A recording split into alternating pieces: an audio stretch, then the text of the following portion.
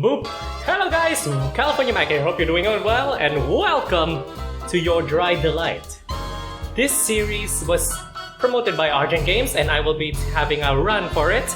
And I do love me a jazzy intro. Ooh, this is so good! Where'd you get this? If this is royalty free, I want it. I want it as an outro or an intro, whatever. Basically, I want it now. I am Veruca Salt. Oh, now I remember it. Anyway, I have no idea how this game goes, so let's just jump into it. I just love a jazzy intro, don't you? Woo! Ah, what a lovely night. What do you say we go get a drink? Boss, that's the 5th time you've used that joke today.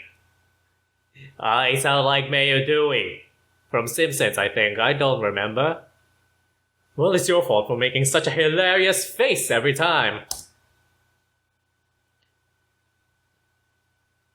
So, based on the synopsis, it's actually a non-voice, unlike the other Argent game that I'm playing, which is Chess of Blades. This is not voice. This was a quickly made game, and I play as a film noir detective. Richter. I'll just call him Richter. My name is August Richter, and I'm a detective. Unfortunately, my parents thought a nice classic name like James or John just wouldn't be good enough for me. So they decided to use the month. Even though everyone thought it'd be downright hilarious to call me July during my training, so I decided going by Richter would suit me just fine. That needed work in the grammar, by the way. I fumbled there for a second because the grammar was a bit off. Just a bit. I'm particular with my grammar. I took up speech communication. Richter, I'm hungry. Oh wait, was this the one talking before? Richter, I'm hungry. Did we just have dinner an hour ago? Oh, it's backwards. Damn it. Did we just have dinner an hour ago, boss? Yeah. But my appetite for good food is never sated. Just like my appetite for boys. What do you say? Should we go get some cannoli? I hear they're filled with cream. Sorry, I just couldn't help but stick that in. Oh my god, I'll stop now! A fellow in Little Italy makes really fantastic. Boss? There's no time for cannoli, we've got a job to do. Oh, Richter, always such a stick in the mud. More like a stick in my flower pot. This fellow right here is my senior partner, Leslie Clark. He wears his hair long and has what you might call a girlish face, so he's seen more of his fair share of teasing too. But somehow absolutely nothing seems to faze him. Although I cannot help but speak in this voice. Gosh! Sorry, I just defaulted this one. Seems to be my regular speaking voice, which is weird because I never talk like this in front of other people. But somehow, absolutely nothing seems to faze him. Case in point, he's worried about cannoli when we're supposed to be tracking down criminals. A true inspiration to us all.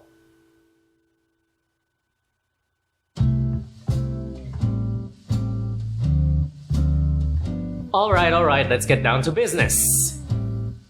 Run through the plan one last time, step by step. You're still new to solo assignment, so I want to make sure you've got all the details down pat. Or you've just forgotten them because you fell asleep during our last meeting. How's that? This phrase is the older equivalent of come again or what. I love this function! There's a glossary! Oh my god! Wait! There's a full-fledged menu. Oh my god! How do you do your menus? Holy shiza, ushka pot. Hold on, I'm easily impressed. Don't worry about it. Don't worry about it. I clear my throat, straighten my posture, and mentally pull up tonight's agenda. You and I are splitting up to gather information on Cleveland's illegal liquor business and enforce Volstead. The Volstead Act, or occasionally just Volstead, is the informal name of the National Prohibition Act. This act enforced the 18th Amendment of the US Constitution, which made the sale and production of alcohol illegal to... Oh, this is educated! Oh, yes, go on! The Volstead Act became law on October 28, 1919. Prohibition was the cause of a major rise in organized crime in America. As time went on, more and more people began to ignore the act. Law enforcement included. Finally, on December 5, 1933, the act was repealed and America was free to drink once more. So there was a dark period where America was not allowed to drink. Maybe we should work on something for that. Guns. Sorry. Tea, shade, whatevs. Cleveland, Ohio. By 1920, Cleveland, Ohio was the 5th largest city in America. Drink prohibition, speakeasy sprang up nearly everywhere in Cleveland and blah. That's not important. It doesn't refer to our men. In this class, we shall lecture on men and booze. Yes, Queen Kamakura. I'm heading to the speakeasy on Ness Avenue and you're meeting with an FBI contact to scope out some warehouses. You know, it's gonna be really hard to remember doing this voice. Yeah. Leslie nods with his eyes closed, flipping a little in his chair. Damn it, he'd better not be dozing off again. For tonight, my cover is Jack Vaughn. Oh wait. For tonight, my cover is Jack Vaughn, and I work for the city government. Hello everybody, my name is Mark. I'm stopped.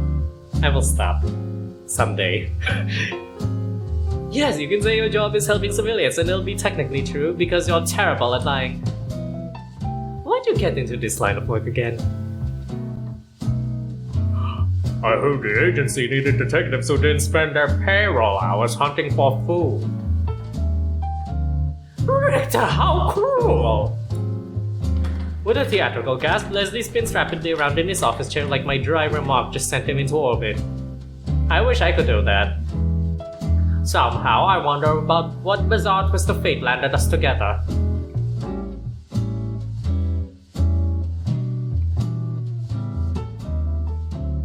Hurtful remarks aside, it sounds like you're all prepared. We'll meet back here tomorrow morning to trade reports, drink coffee, eat donuts. Is it my imagination or is he drooling a little? And decide our next plan of action, of course. Understood. Loud and clear, boss.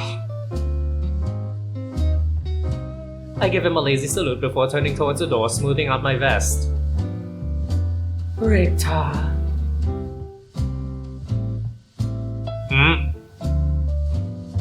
Please be careful. Watch yourself, stay alert, and don't do anything I wouldn't do.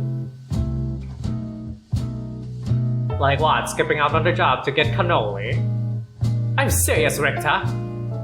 You're my partner. I don't want you to be turned into Swiss cheese by a Tommy gun or something. If you guys don't know, a Tommy gun is this really big gun with a giant barrel of ammo, so you'll see those in mafia movies, whatevs. It's there. I'm not gonna go into a log to explain it, unless it has pictures.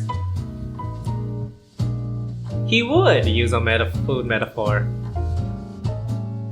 So promise me you'll be careful, alright? I worry about you whenever you're off solo. Do I flirt with the boss? I'll flirt with the boss.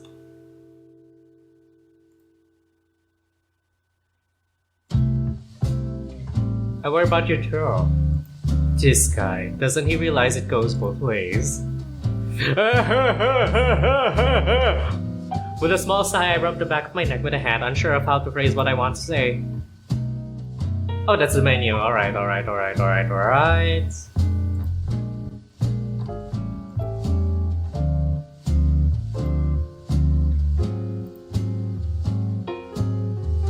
I worry about you too, Leslie. Not like I can help it since you send yourself on sketchy jobs all the time. It's like you're just looking to be iced. Killed. It means be killed. The term refers to quite morbidly to chilling of a corpse. This has been your daily dose of lessons, guys. Ah. Leslie blinks at me as if he'd never even considered my concern to be a possibility.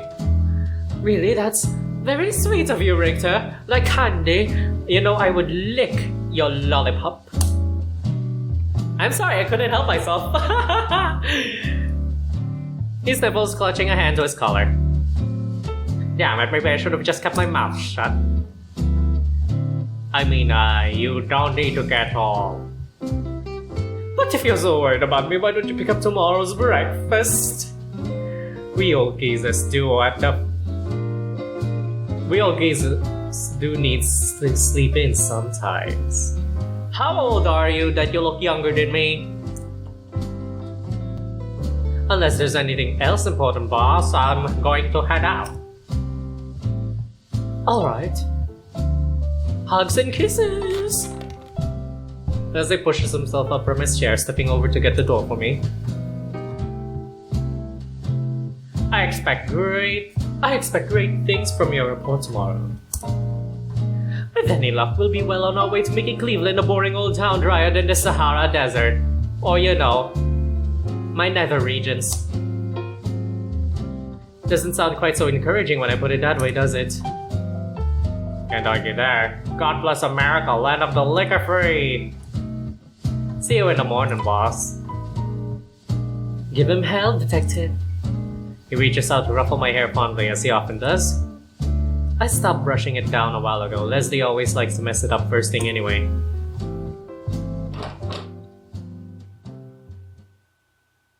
We trade dry smiles, and with that I head out into the cool night air. Next stop, Richter's first speakeasy. I love this jazz. Argent Games presents... Oh fudge, I skipped it! I didn't know that was a movie that you skipped. Oh god. Doorman, password? A gruff voice whispers... Password? A gruff voice whispers from me through a slot in the door. The basement of this dingy restaurant echoes with the muffled sounds of swing music like it's haunted by some ghostly jazz band. Swordfish. There's a long pause. My informant definitely said the word password was swordfish. This isn't a setup, is it? If it is, heads will roll by the end of tonight, assuming mine's still... The door swings open before I can finish that thought. The doorman does not look like gruff and buff. I'm sorry. Please enjoy your night. Thanks, I'm sure I will. I step past the tall, dour doorman and into the loudest place I've ever seen or heard. Smoke everywhere, deafening music, giant gaggle of dancers loitering hopheads, flappers posing in their risque skirts, drunk saps trying to impress them. All this laughter and cheer makes you wonder what's so criminal about it all. But I guess it's not my job to ask those kinds of questions. After I wander around a little, weaving through the hooch-holding crowd, I end up loitering by the bar. I remember that Simpsons episode, hoochie, hoochie, hoochie. What's a hooch? A commonly used word for alcohol. Oh, so hoochie must be a drunkard.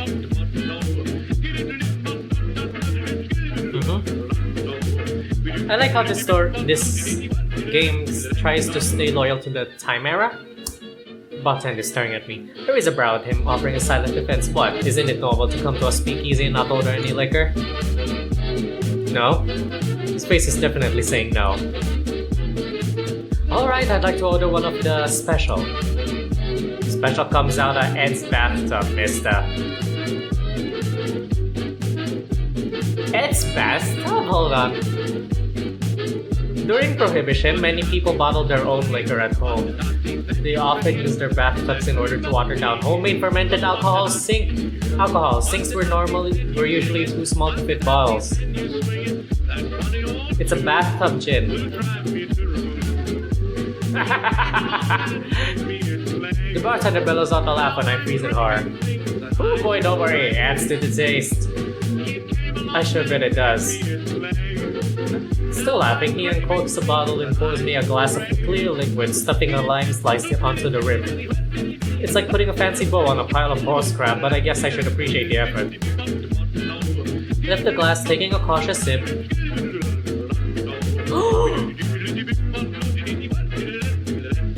You know I like to swallow. Hey! That's bad. What does Ed do in his bathtub? Actually, I don't want to answer to that. As I hold my glass of God knows what and lean back against the bar, my gaze wanders around the crowded parlor. The informant said this place is a key part of Cleveland's liquor business. Apparently, it's owned by mobster types.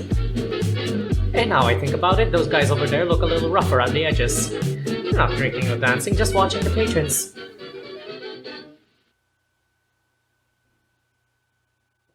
I casually scoot down the bar, getting close enough to overhear the conversation. It's so loud in here that I can't make out what they're saying, but I manage to catch a few words. Damn Italians. Damn in the caps. Did you hear that, right? We aren't part of the Italian mob. The mafia. In Cleveland during Prohibition, it began with the Leonardo and Porello Fratelli during the 1900s, and Cleveland's first major mob boss was Joseph Leonardo. The families made the majority of their money through supplying corn sugar, a crucial component to making alcohol, to bootleggers. Later in 1930s, a large consolidated group known as the Mayfield Road Mob formed in Cleveland, with the powerful Frank Milano at its head. I wonder who owns this place then. It must be a different gang. Some kind of deal? That'll work. Risky.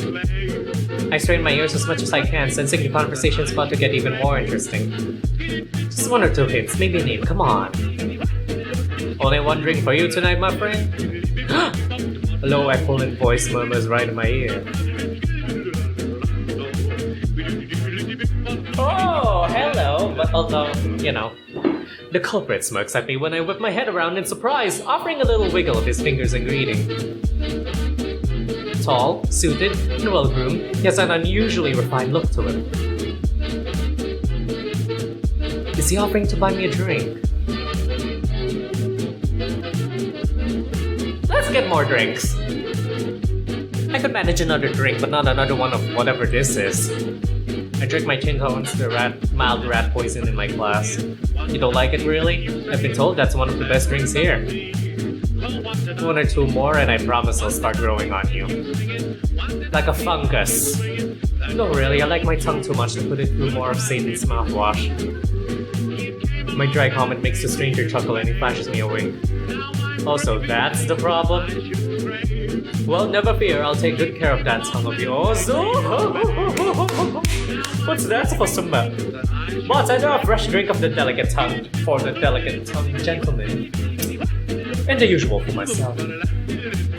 He waves at the man behind the counter who quickly nods. Oh great. I can't actually get drunk, damn it. It's like this guy here's just to ruin my investigation. We'll get you fixed up with something that'll tickle your fancy, mister. Trailing off, the stranger raises one eyebrow at me expectantly. Jack Vaughn. Jack, Not the name I'd have picked for you, but I still like it. Really, what name would you have picked? Ask me again after we've had a few more drinks. Let me guess, baby? Gunzel? As if on cue, the bartender passes a glass towards me and gently slides a steaming cup towards my companion. Is that coffee? Thank you, Arthur. Anytime. He throws the man beside me a wily grin. I can't shake the feeling that I'm the butt of some inside joke, but maybe that's my... Oh, is this some Kahlua? I bet it's some Kahlua. You know, when you have a coffee and then you shove in some alcohol. I think it's called a Kahlua. A Kahlua alcohol.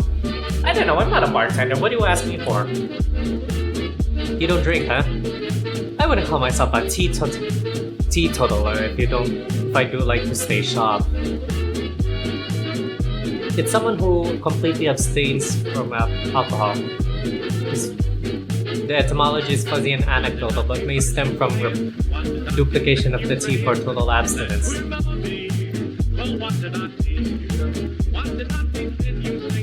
Right. Well, drinking partner, since you've twisted me into this, who exactly am I toasting with again? My name is Mayor, and I'll endeavor to make sure you won't forget it. How the hell am I supposed to read this guy? If I don't know better, I'd almost think he was trying to... Le champ! Le champ? It's Hebrew, to life. Okay.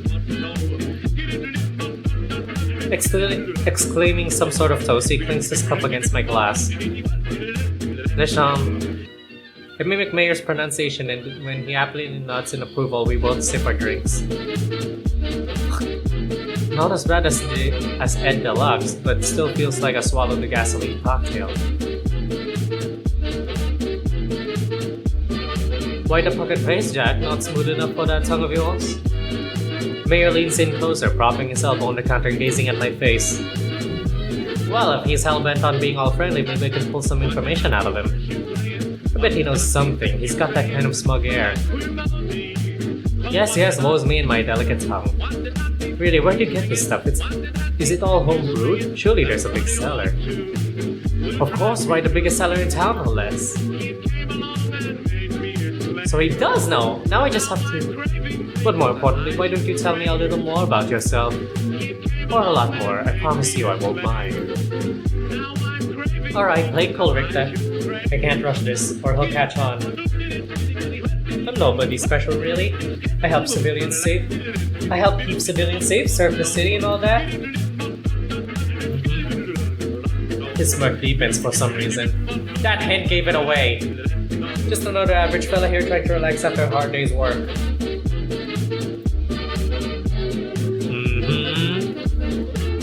Hoping to take the edge off. Are you just gonna sit there and me all night or what? Well, I don't mean to be rude, but I have a sneaking suspicion that... you're lying. Possible, he can already tell. Wasn't Leslie right? Am I really that bad at this? Why don't you be honest with me, Jack? Be honest with you, I'm not. Mayor leans even more. This time sneaking an arm around my shoulders and pulling me in close.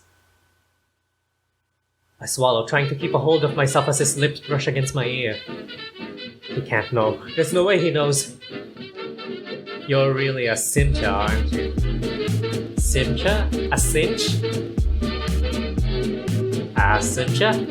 Confused, I steal a side glance at Mayor and his eyes glimmer back at me mischievously. A pimp, of course.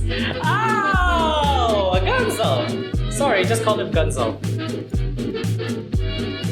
Oh, you can't fool me with that act, Jack. I saw you looking around earlier for any attractive girls. So that's a train. Oh no! A pimp, someone who endorses girls. Right. Lord have mercy. If I have to pretend to be a pimp, I think I'll just run out the door instead.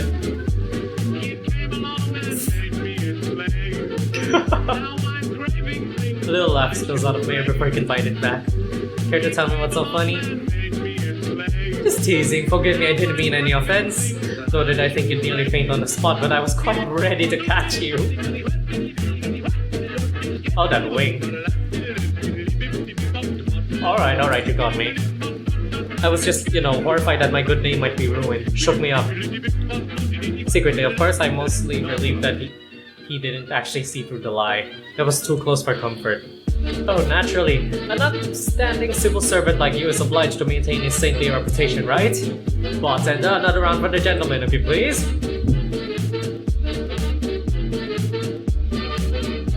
And that was how I got pulled into a night of drinking with my new companion. It soon grows clear that Mayor isn't going to let anything important slip. He manages to dodge all of my questions like a pro boxer ducking punches. But I'm too invested to turn back. I know he knows something. I know he knows something, but we're just dancing around the subject. And as much as I hate to admit it, it's fun talking to him, so much so that I nearly forget what I came here to do. The way he gives me all of his attention is, well, flattering in a way.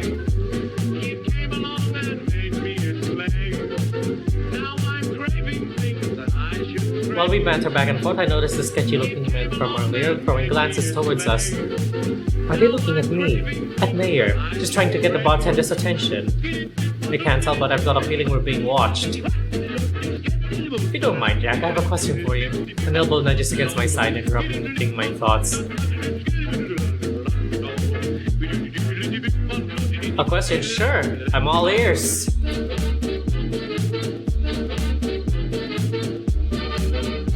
I turn my head back towards Mayor, only to see him already pressed close to my side. Also, wait. Screenshot save! Our cheeks are nearly brushing together. You wouldn't happen to be looking for underground work, would you? This is my end! My heart skips a beat. He's finally bringing it up? You could say that, more or less. Well, in that case, how about we make a deal? I'll trade you a little business information in exchange for something on your end. He whispers conspiratorially to me, lips curled upward in a sly, daring smirk. Is he one of the Italians, though? I mean, his skin's pretty dark. The character design might suggest something. Something, huh? What kind of something are we talking about here? Oh, I'm glad you asked! For a second, my focus gets a little hazy. All I can see are those sparkling green eyes. My mind races through all the things he might want from me, things I'd normally never think of until... Bring me a cassata cake. Traditional cake from Sicily, Italy. Yeah, he's Italian mafia. It consists of sponge cake, ricotta cheese, and candied fruit with various types of icing. However, a different kind of cassata cake. Cassata gained popularity in Cleveland, Ohio. La Puma Spumoni and Bakery began making a version filled with strawberries and custard and covered with whipped cream at the behest of the owner's children, who didn't like the original cassata. This variation became known as the Cleveland cassata cake, which is still made in Cleveland today. I want some! That sounds delicious! Cassata cake, the type the Frank's Bakery on the east side. Almost certainly not kosher, but I won't tell if you don't. I've heard they changed the recipe to something simply amazing, but let's just say I'm not very welcome in that neighborhood. Oh! Not exactly the offer I was expecting. A cake, right. I'll think about it, no promises. Playing coy, are we? Very well, I see how it is. He exhales a small after brushes my skin again, sending a little tingle down the nape of my neck. Please, think it over carefully, and if you decide to accept my offer, come back here tomorrow night. How does that sound, Jack? That sounds great. I hesitantly nod. Can this wise guy really be part of some criminal outfit trading information for cakes? It might be a code for something. Perfect, it will be plenty worth your while. So keep that in mind.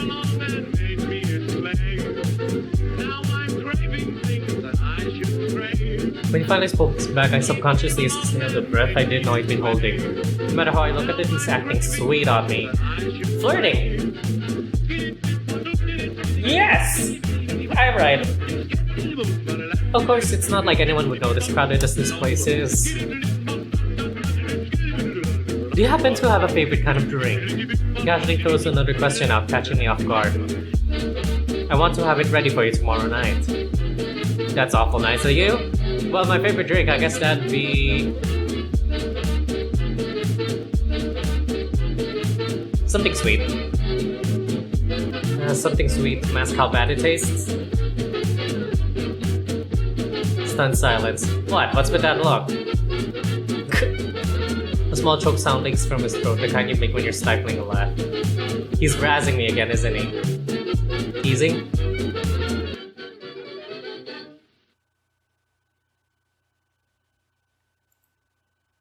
Yes, of course, something sweet, I understand. I'll make sure to take excellent care of both you and your refined palate. You're acting like I've already made up my... You're leaving? Mayor sips the last of his coffee and pushes it away, smoothing his hair back with one hand.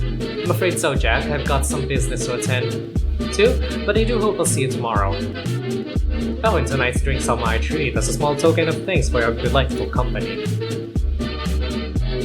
With a last knowing wink, Mayor steps away from the counter and slips into the crowd, mingling with the drunken sea.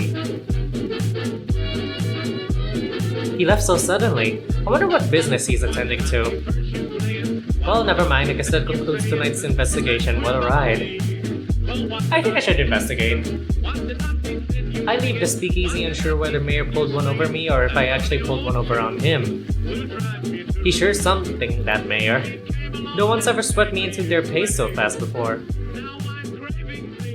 I can almost still feel the warmth of his breath on my skin.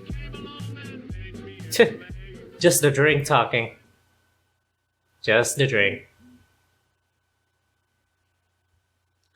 And with that poor attempt to reassure myself, I stuff my hands down in my pockets and begin the sobering walk home.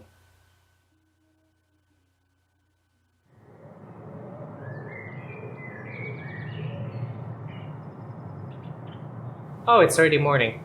I think I'll call it a day here. This is interesting. I'll explore it more along with Chess of Blades. I'll be continuing that at another date, but this is all the time I have for now. Thank you guys so much for joining me, and hopefully I'll see you again. This is TheCaliMack signing out. Ciao. And